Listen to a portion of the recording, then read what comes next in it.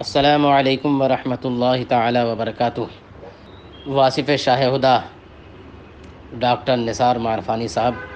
اللہ کے فضل و کرم سے فقیر خیر و عافیت کے ساتھ ہے، اور یہ امید کرتا ہے کہ آپ بھی اللہ رب العزت کے کرم اور اس کے حبیب و محبوب صلی اللہ علیہ وسلم کے طفیل خیر و عافیت ہی کے ساتھ ہوں گے۔ اللہ تعالیٰ سب کو خیر و عافیت ہی کے ساتھ رکھے۔ آپ نے حضرت علامہ مفتی اشرف آصف جلالی صاحب زیدہ مجدہ کے تعلق سے جو سوال کیا کہ انہوں نے اپنی تقریر میں خاتون جنت حضرت سیدہ فاطمہ الزہرا رضی اللہ تعالی عنہا کے لیے لفظ خطا کا استعمال فرمایا، تو اس سلسلے میں سب سے پہلے انہوں نے جو الفاظ اپنی تقریر میں استعمال فرمائے ہیں میں اسے دہراتا ہوں، پھر اس کے بعد اس پر میں جو اس کا حکم ہے اسے عرض کرتا ہوں۔ انہوں نے فرمایا کہ اور خطا پر تھیں، جب مانگ رہی تھیں خطا پر تھیں، لیکن جب آگے سے حدیث آئی تو ان کی یہ شان ہے کہ جن کے جگر کا ٹکڑا ہے ان کی حدیث سن کے سر تسلیم خم کر لیا۔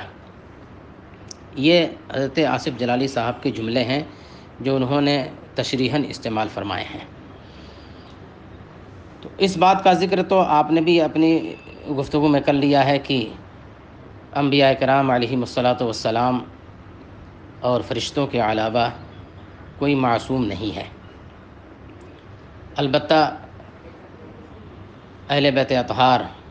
اور بہت سارے اکابرین امت اللہ تبارک و تعالیٰ نے انہیں معصوم تو نہیں بنایا لیکن خطا سے محفوظ ضرور ہیں، اور اللہ تعالیٰ نے ان کی حفاظت فرمائی ہے۔ یہ مسئلہ بھی مسلمہ ہے اہل سنت و جماعت کے نزدیک۔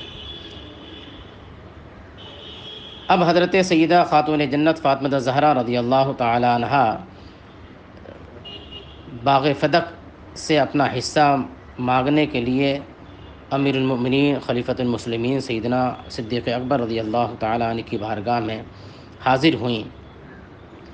تو معاملہ یہ ہے کہ اس وقت تک حضرت خاتون جنت کو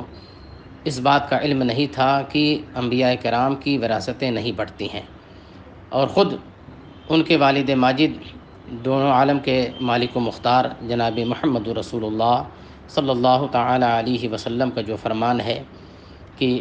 لا نورث ما ترکنہ صدقۃ، ہم جو کچھ چھوڑ جاتے ہیں وہ سب صدقہ ہے، انبیاء کرام کسی کو اپنے مال کا وارث نہیں بناتے ہیں۔ اس بات کا علم حضرت خاتون جنت رضی اللہ تعالی عنہ کو نہیں تھا، لیکن جب سیدنا صدیق اکبر رضی اللہ تعالی عنہ نے یہ حدیث انہیں سنائی تو انہوں نے اپنے مطالبے سے رجوع کر لیا۔ تو حضرت خاتون جنت رضی اللہ تعالی عنہ کا یہ مطالبہ کرنا چونکہ معلوم نہیں تھا تو ایک خطا ہے، اور ان کے لیے خطا کا لفظ استعمال کرنے میں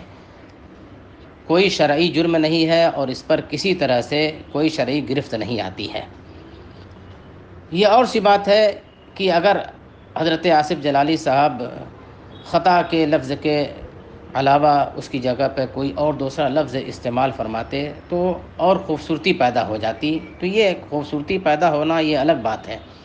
لیکن اس پر کسی طرح کی کوئی شرعی گرفت الحمدللہ حضرت آصف جلالی صاحب قبلہ پر نہیں ہوتی ہے۔ اس لیے جو حضرات